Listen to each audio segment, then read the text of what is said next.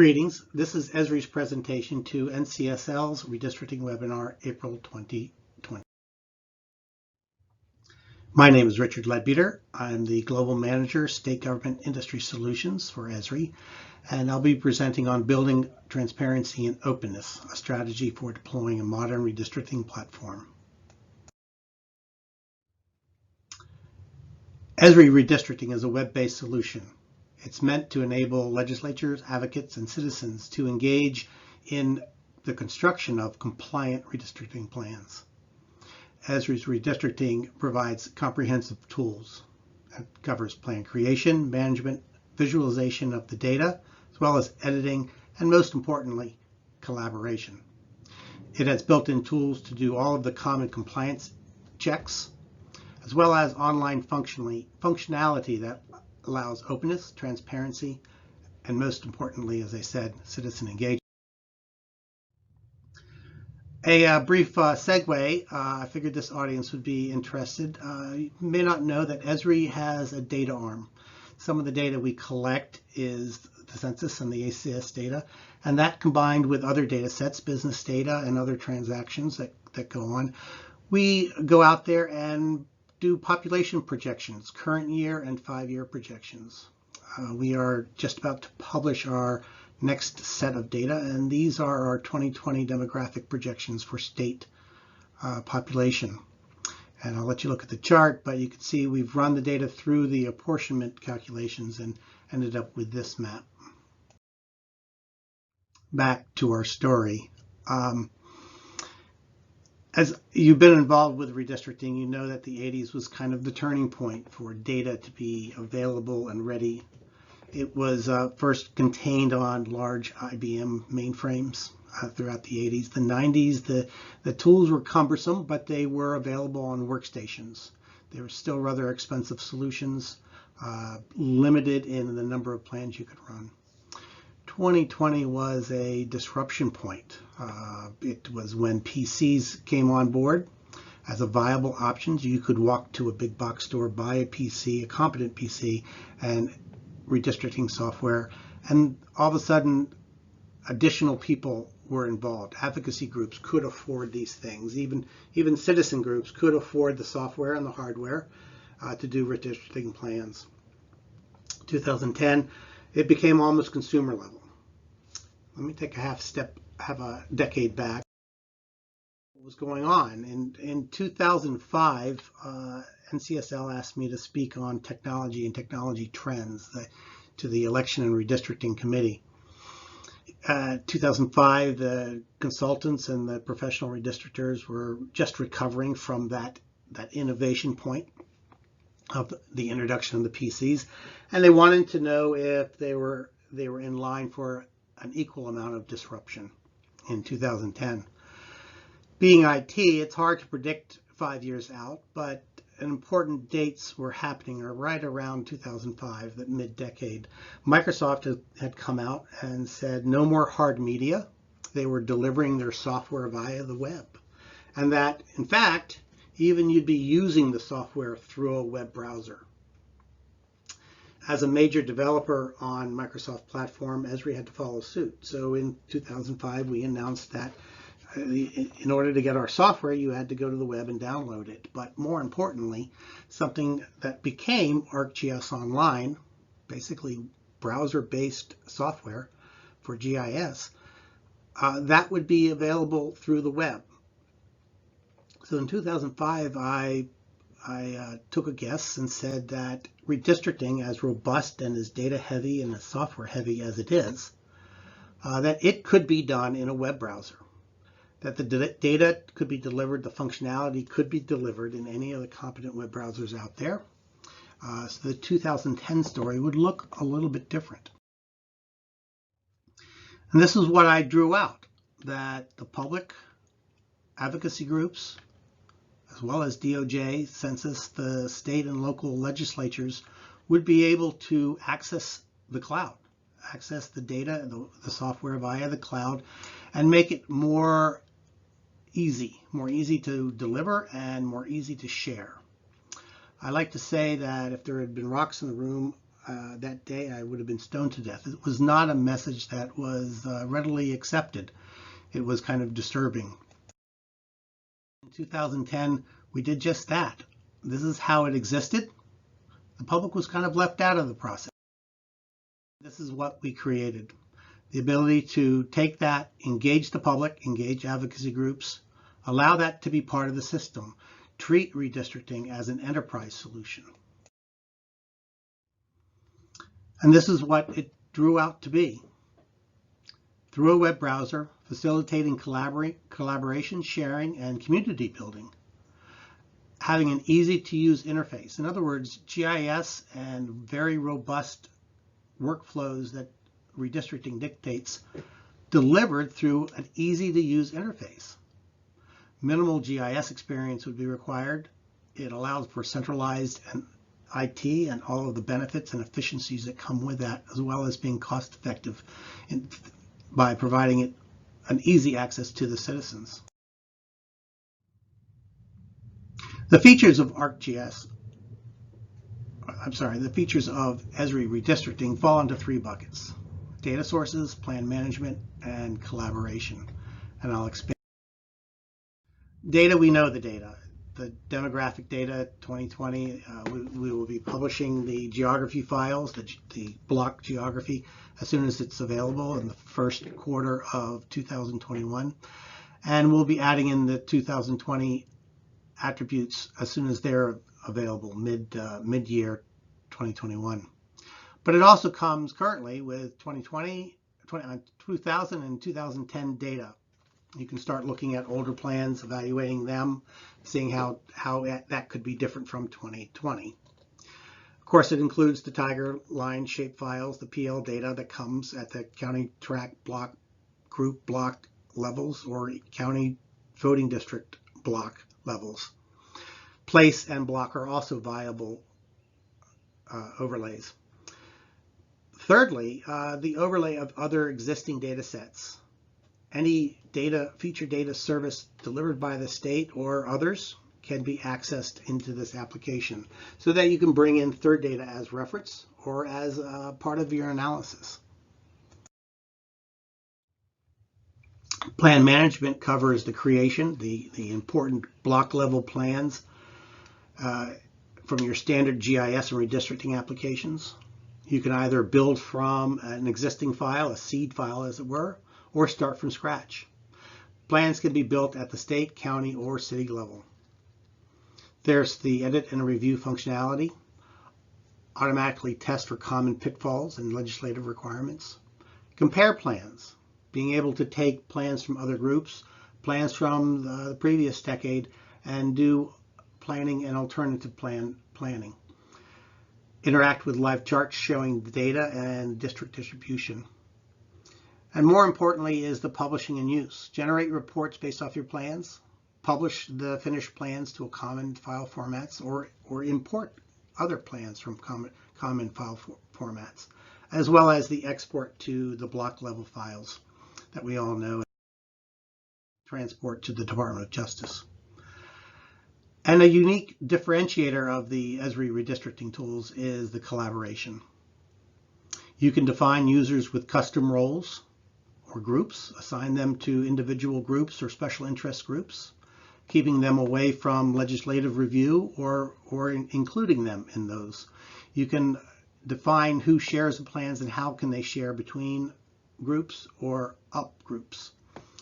Finally, submit plans to a group for final reviews. It allows markup and commenting on plans.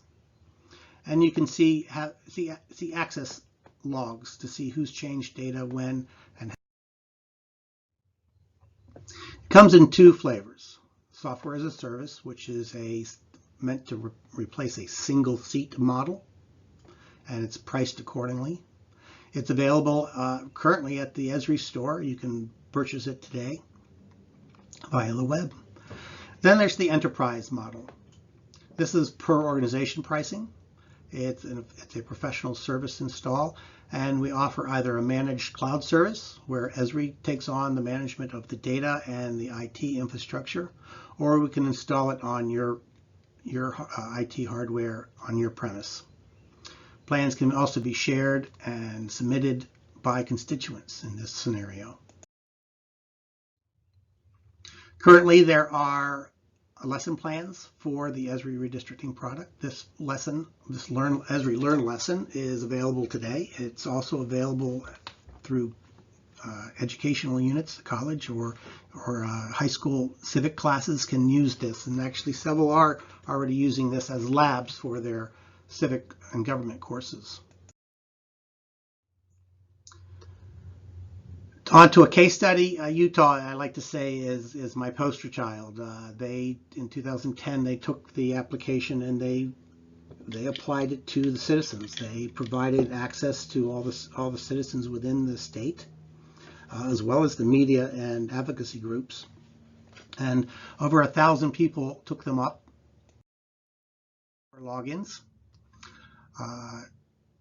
registered to use it, and actually got in and used the software.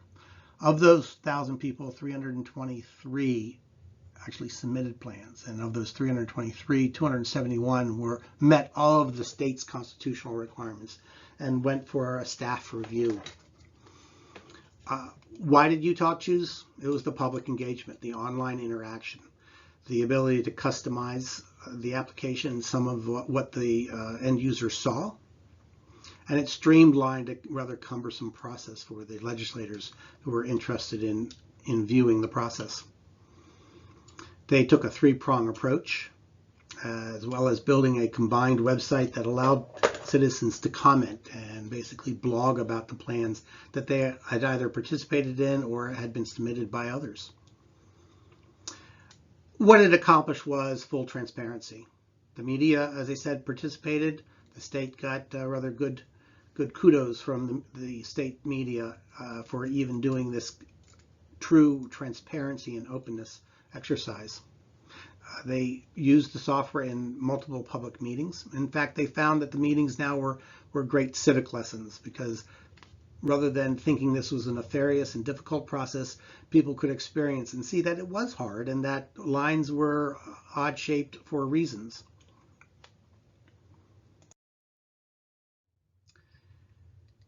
Key messages. It provides a web-based environment for creating and sharing plans. In short, it's COVID ready. This can be done in quarantine methods. Collaboration on plans and engage your communities. Provide clarity to the redistricting process. Open it up. Daylight is the only thing that's truly going to kill a gerrymandering. By bringing it out to the daylight, people are going to see that it is a hard decision that you have to make, and that their special interest looking at a particular plan has to be compromised in order to get a full state plan.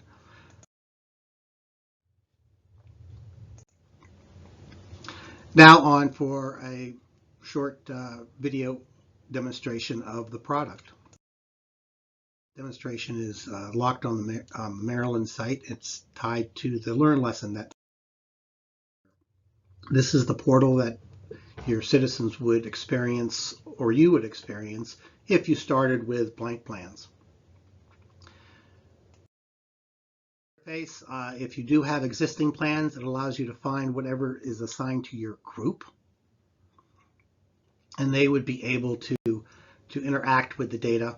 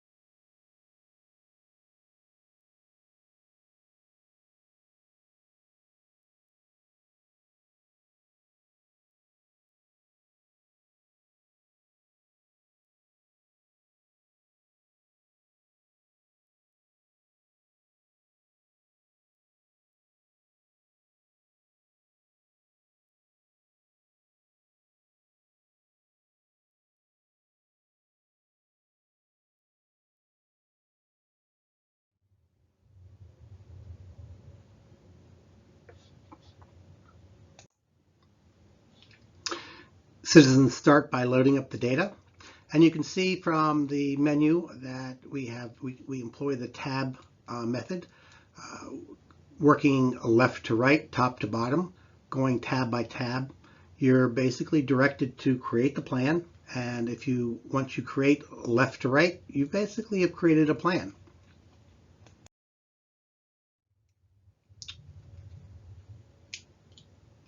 By building scenarios, you have districts, you have a number of ways to start selecting.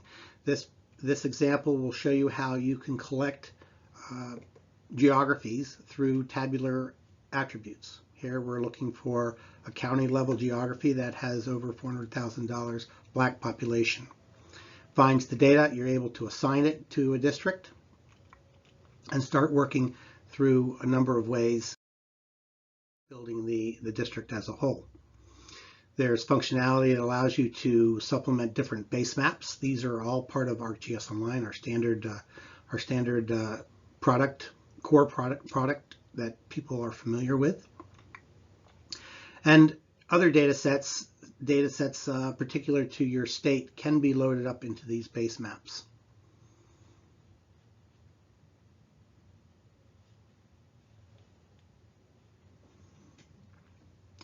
Here the operator is just changing base maps to see which ones make sense, to see if they can understand the geography a little bit better.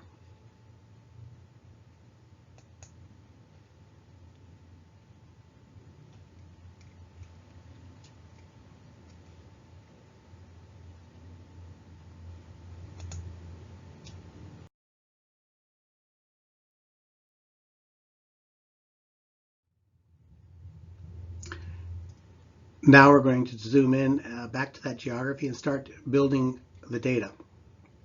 Here we're looking at the scale. We put into the user interface a lot of scale dependencies, so that helps eliminate inappropriate queries, so you're not selecting all the block geography for the entire state. And that you're able to set these levels so that you can work the most efficient, collecting geographies at the proper scale.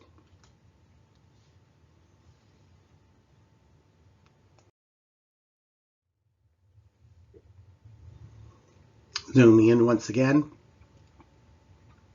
we'll start to use some of the tools to add geography to our polygon and assigning it to District 1 in a number of ways, either through points, lines. We have the ability to use polygons, both square and irregular. And as you saw at the very beginning, you could select by attributes, by named place, by geographic feature, by attribute, anything within the PL data any attribute within the PL data you can name.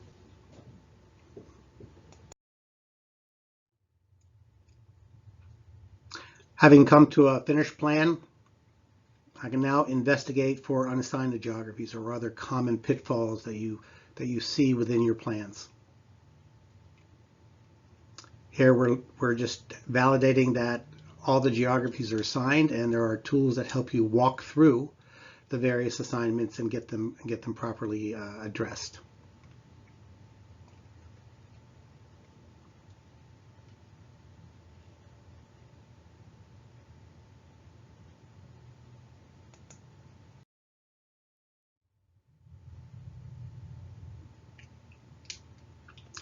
And there are tools that allow you to zoom into areas and make notes. A good way to start reviewing your plans is to add keynotes. If you have reviewers who are not going to be moving the data and editing the data, it's a good way to start communicating what's attached to a plan and what's not.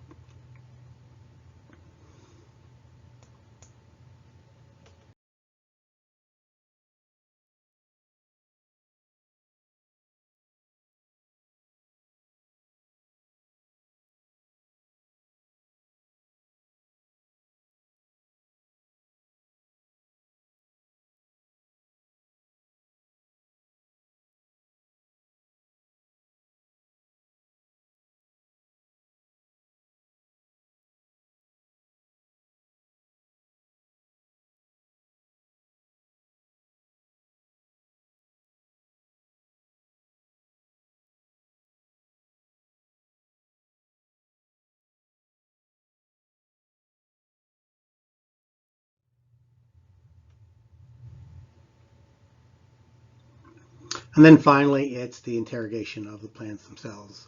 Here we have histograms and distribution charts that people can go through, walk through, see what the data is, how does it line up to what you think it lines up to be, and evaluate plans one against each other, as well as the polygons within a plan one against each other.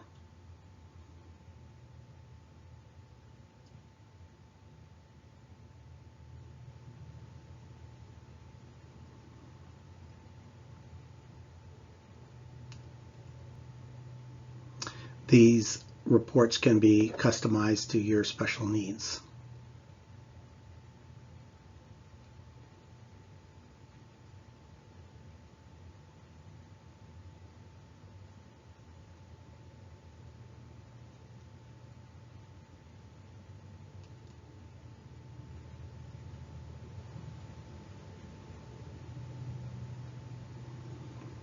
And of course, we have all of the standard compactness evaluations as well.